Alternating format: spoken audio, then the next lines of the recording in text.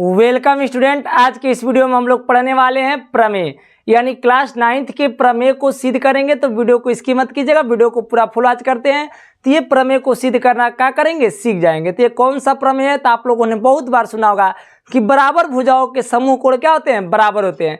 तो उसी प्रमेय के विलोम को आज हम लोग क्या करेंगे, सिद्ध करेंगे। तो वीडियो को स्किप नहीं करना है, वीडियो को क्या करना है, फुल वॉच करना है।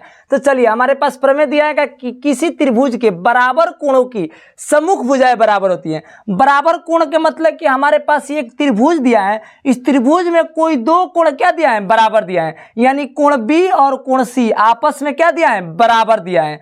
तो हमको इसके सम्मुख भुजा को बराबर दिखाना है। सम्मुख भुजा का मतलब कि कोण बी के सम्मुख भुजा हो जाएंगी AC और कोण सी के सम्मुख भुजा हो जाएगी क्या, AB। यानी दोनों आपस में क्या होनी चाहिए, बराबर होनी चाहिए।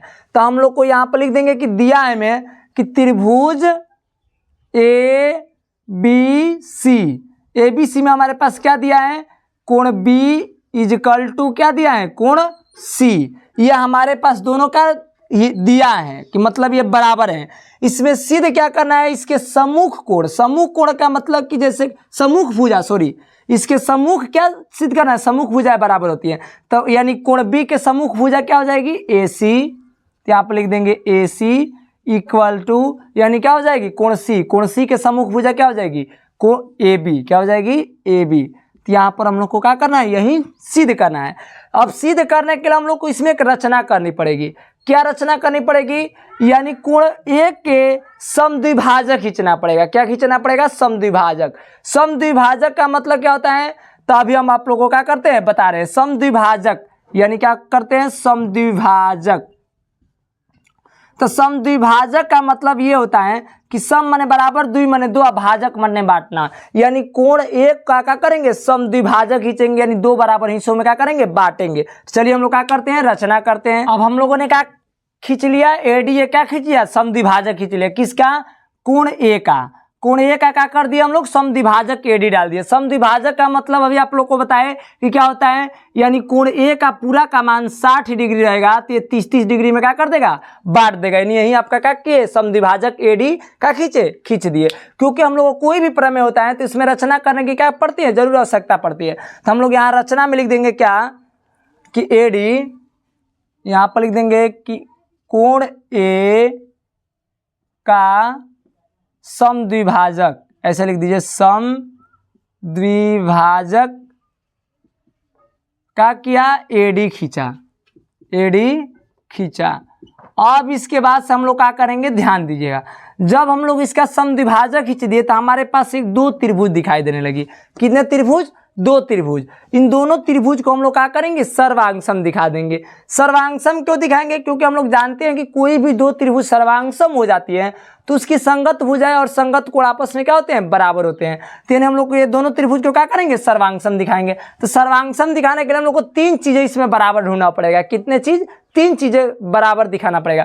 तो तीन चीजों को बराबर दिखाए। चलिए, तो यहाँ पर हम लोग उपपत्ति में लिखेंगे कहा कि त्रिभुज कौन कौन से में, ABD में, त्रिभुज ABD तथा त्रिभुज कितना में लेंगे, ACD में। क्या लेंगे, AC, यहाँ पर लिखिए A, ये C है, ACD में। अब हम लोग इन दोनों में लेने के बाद क्या करेंगे, ध्यान दीजिएगा। ये और ये त्रिभुज में लेने के बाद अब इसमें हम तीन चीजों को बराबर बराबर ढूंढेंगे। तो सबसे पहला काम कि हम लोग को यही, इसका मान मानेंगे 1, इसको मानेंगे 2। तो कोण 1 और कोण 2 आपस में क्या होंगे, बराबर होंगे।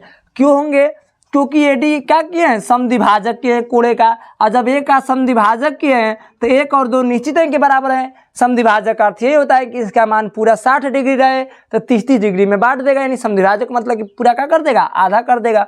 तो हम लोग लिख देंगे क्या, कोण 1 = क्या हो जाएंगे, कोण 2। क्या चीज से, रचना से। यहाँ पर लिख देंगे रचना से। अब हम लोग यहाँ लिखने के बाद आप लोग ध्यान देंगे तो AD दोनों त्रिभुज में दिखाई दे रहे हैं। AD इस वाले त्रिभुज में भी आ रही है और इस वाले त्रिभुज में भी आ रही है। तो यहाँ पर लिख देंगे AD = क्या लिख देंगे, AD AD। ये क्या है, उभयनिष्ठ है। क्या लिख देंगे, उभयनिष्ठ हैं।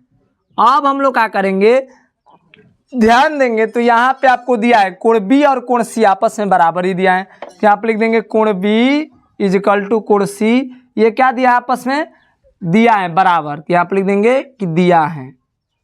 आज जब हम देखिए ध्यान दीजिए अब कि तीन चीज आपको क्या मिल गई, बराबर मिल गई, तो यहाँ पर लिख देंगे क्या कि त्रिभुज क्या ए बी डी सर्वांगसम त्रिभुज क्या हो जाएंगे, ये सी डी है, ध्यान दीजिएगा यहाँ पे ए है ये, तो ए यहाँ पर ऐसे लिख दीजिए त्रिभुज ए सी डी, क्या लिख देंगे, त्रिभुज ए सी डी क्या हो जाएंगे, सर्वांगसम हो जाएंगे।